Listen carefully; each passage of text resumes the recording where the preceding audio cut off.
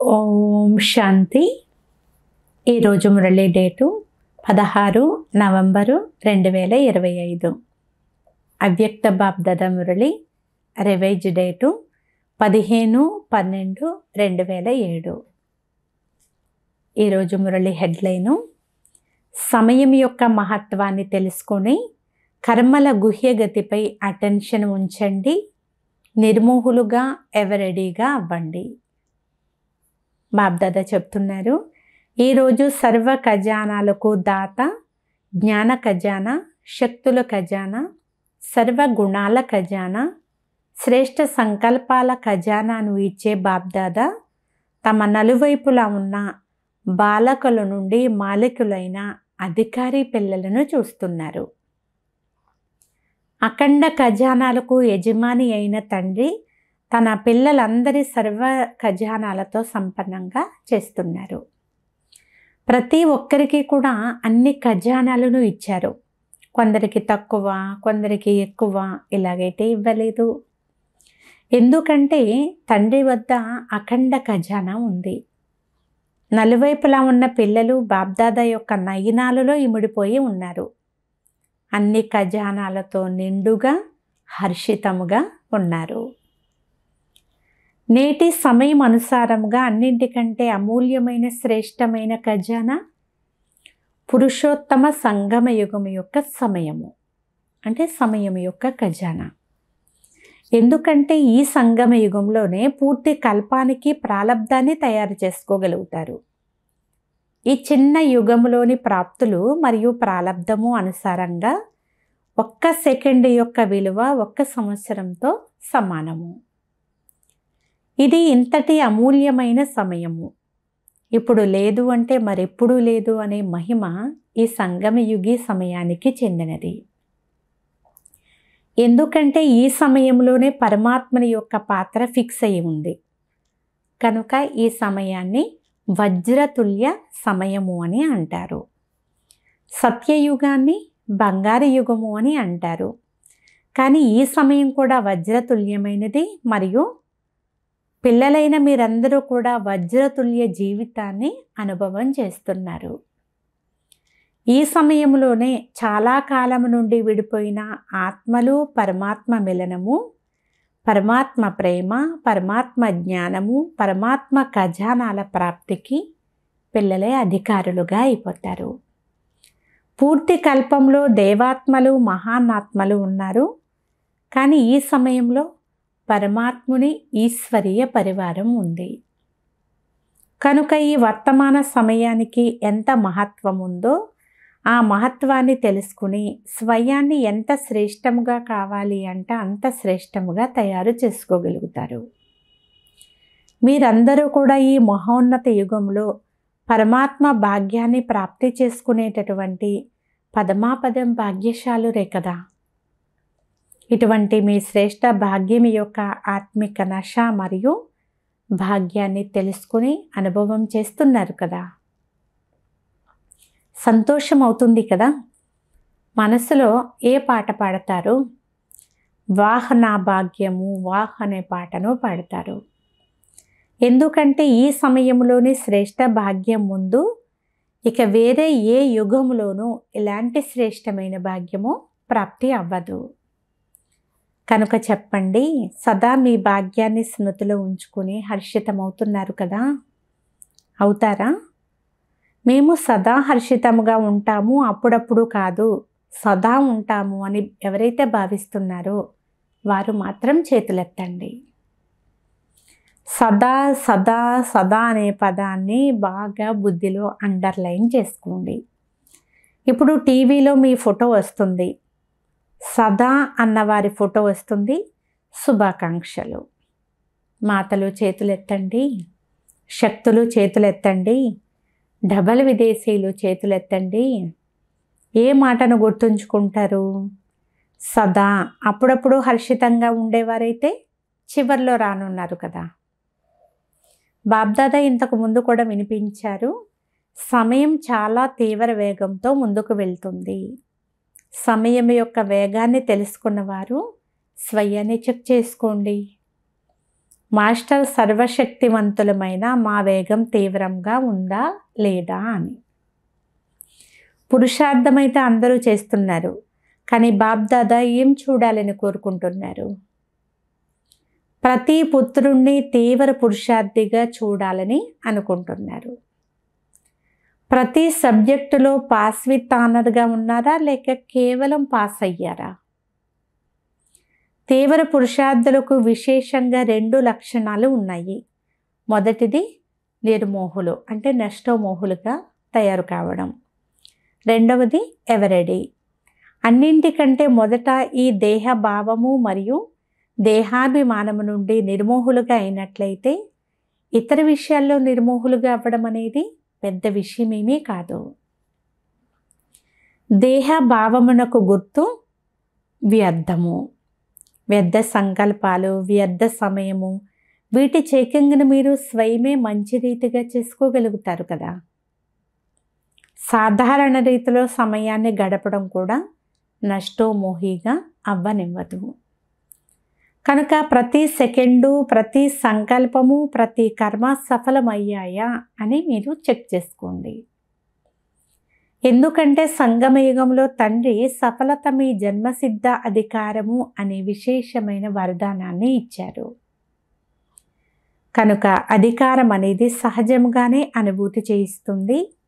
Eveready అంటే అర్థము మనస్సు, మాట, కర్మ సంబంధ సంపర్కంలో సమయము అకస్మాత్తుగా ఆర్డర్ చేస్తే ఎవరెడీగా ఉండాలి. మరియు అకస్మాత్తుగానే జరుగుతుంది.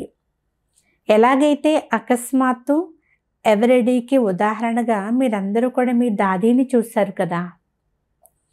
ప్రతి స్వభావంలో, ప్రతి కార్యంలో, సంపర్కంలో, సేవలో, సంతుష్టముగా చేయడంలో, సంతుష్టముగా ఉండడంలో, అన్నిటిలో కూడా సహజముగా మరియు సరళంగా చాలా ఈజీగా ఉండేవారు. అందువలన బాబ్దాదా సమయం యొక్క సమీపత గురించి మాటి మాటికి కూడా పిల్లలకు సూచన ఇస్తూనే ఉన్నారు. స్వపురుషార్థం యొక్క సమయం చాలా కొద్దిగా ఉంది. కనుక మీ జమా ఖాతాను చెక్ చేసుకోండి. ఖజానాలను జమ చేసుకునేందుకు ఇంతకు ముందు కూడా 3 విధులను తెలియచేశాము.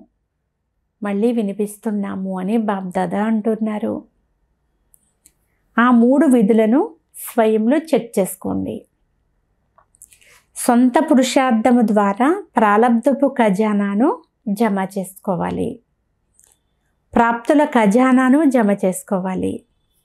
రెండవది సంతుష్టముగా ఉండాలి.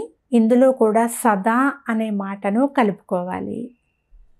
అందరినీ సంతుష్టపరచాలి. దీని ద్వారా పుణ్యఖాత జమ అవుతుంది. ఈ పుణ్యఖాత అనేక జన్మల ప్రాలబ్ధానికి ఆధారం అవుతుంది. 3వ పాయింట్, సదా సేవలో అలసిపోని వారిగా నిస్వార్థముగా విశాల హృదయంతో సేవను చేయాలి. దీని ద్వారా ఎవరికి సేవ చేస్తారో వారి ద్వారా స్వతహాగానే ఆశీర్వాదాలు లభిస్తాయి. సొంత పురుషార్థము, పుణ్యము మరియు ఆశీర్వాదాలు, ఈ 3 ఖాతాలు జమ అయ్యి ఉన్నాయా? ఒకవేళ అకస్మాత్తుగా ఏదైనా పరీక్ష వస్తే పాస్ విత్ ఆనర్గా అవ్వగలమా అనేది చెక్ చేసుకోండి. ఎందుకంటే ఈనాటి సమయం అనుసారముగా ప్రకృతి ద్వారా అలజడి యొక్క చిన్న చిన్న విషయాలు ఎప్పుడైనా రావచ్చు. కనుక కర్మల గతి యొక్క జ్ఞానము పైన విశేషమైనటువంటి అటెన్షన్ పెట్టాలి. కర్మల గతి చాలా గుహ్యమైనది. ఎలాగైతే డ్రామా పైన అటెన్షన్ ఉంటుందో, ఆత్మిక స్వరూపము పైన అటెన్షన్ ఉంటుందో, ధారణల పైన అటెన్షన్ ఉంటుందో, అలాగే కర్మల గుహ్యగతి పైన కూడా అటెన్షన్ అనేది చాలా చాలా అవసరము. సాధారణ కర్మ, సాధారణ సమయము, సాధారణ సంకల్పము, వీటి ద్వారా ప్రాలబ్ధంలో తేడా వచ్చేస్తుంది. ఈ సమయంలో పురుషార్థం చేస్తున్న మీరందరూ కూడా విశేషమైన శ్రేష్ఠ ఆత్మలు. మీరు సాధారణ ఆత్మలు కాదు. విశ్వ కళ్యాణానికి, విశ్వ పరివర్తనకు నిమిత్తమైన ఆత్మలు. కేవలం స్వయాన్ని పరివర్తన చేసుకునేవారు మాత్రమే కాదు, విశ్వ పరివర్తనకు బాధ్యులు కనుక మీ శ్రేష్ఠ స్వమానం యొక్క స్మృతి స్వరూపులుగా తప్పకుండా అవ్వాల్సిందే అని బాబ్దాదా అంటున్నారు. బాబ్దాదా చూశారు, అందరికీ కూడా బాబ్దాదా పైన మరియు సేవ పైన కూడా చాలా ప్రేమ ఉంది. నలువైపులా సేవ యొక్క వాతావరణం ఉంది. ఏదో ఒక ప్లాన్ అనుసారంగా సేవ అయితే నడుస్తుంది. దానితో పాటు ఇప్పటి సమయం అనుసారముగా విశ్వాత్మలు ఎవరైతే దుఃఖితులుగా అవుతున్నారో, అశాంతిగా అవుతున్నారో, ఆ ఆత్మలను దుఃఖము అశాంతి నుండి విడిపించేందుకు మీ శక్తుల ద్వారా సకాష్ను ఇవ్వండి. ఎలాగైతే ప్రకృతిలోని సూర్యుడు తన సకాశ ద్వారా అంధకారాన్ని దూరం చేసి వెలుగును ఇస్తాడో, తన కిరణాల బలం ద్వారా అనేక వస్తువులను పరివర్తన చేస్తాడో, అలాగే మాస్టర్ జ్ఞాన సూర్యులైన మీరు మీకు ప్రాప్తించిన సుఖశాంతుల కిరణాల ద్వారా, సకాశ ద్వారా వారిని దుఃఖము అశాంతి నుండి ముక్తులుగా చేయండి. మనసా సేవ ద్వారా, శక్తిశాలి వృత్తి ద్వారా వాయుమండలాన్ని కూడా పరివర్తన చేయండి. ఇప్పుడు మనసా సేవ చేయండి.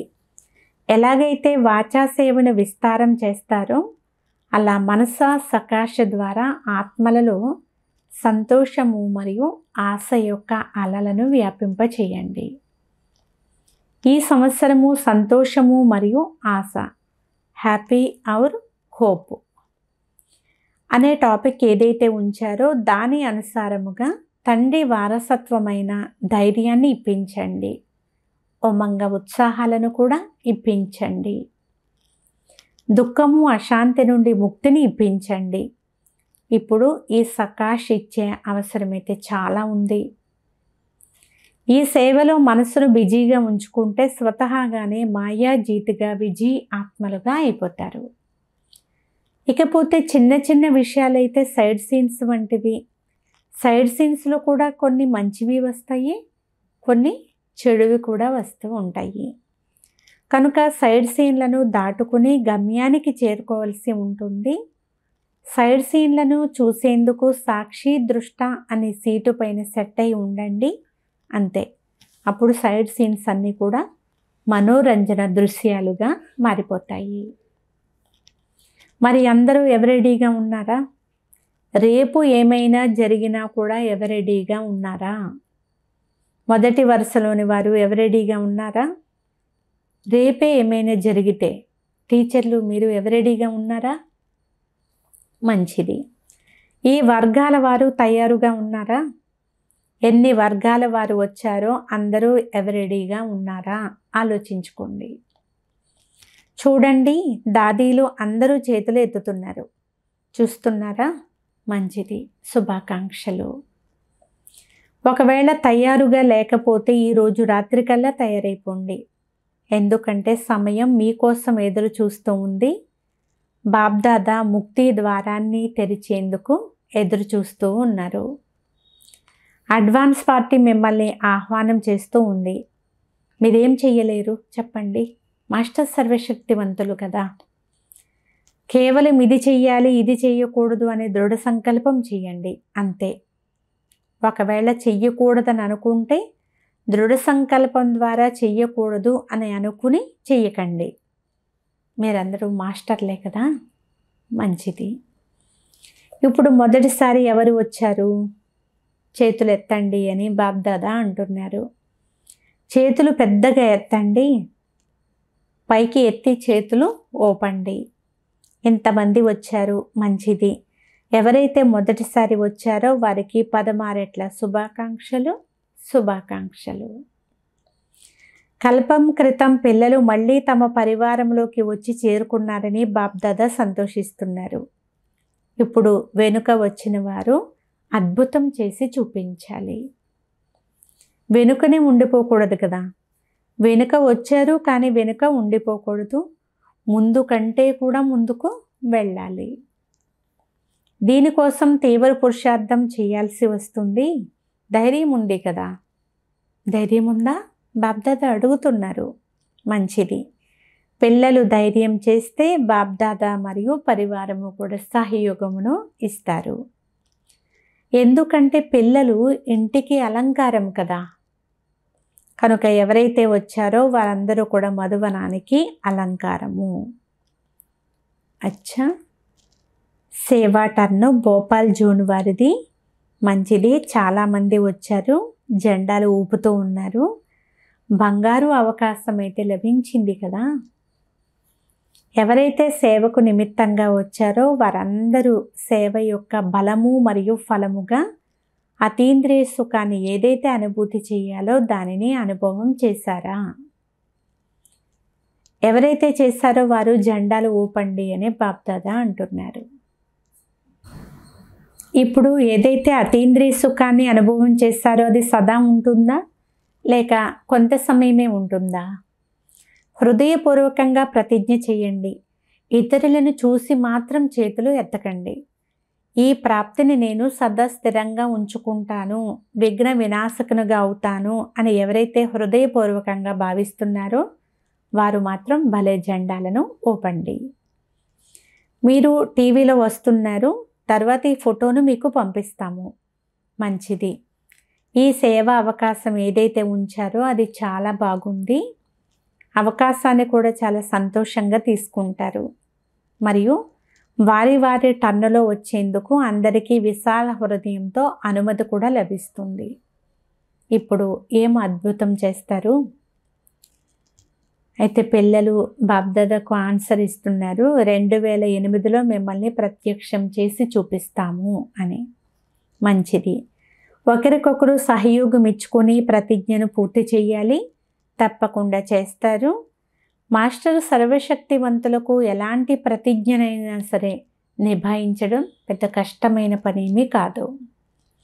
కేవలం దృఢతను మీ తోడుగా పెట్టుకోండి. దృఢతను మాత్రం వదలకండి. ఎందుకంటే దృఢతయే సఫలతకు తాళం చెవి. ఎక్కడ దృఢత ఉంటుందో అక్కడ సఫలత ఉండనే ఉంటుంది.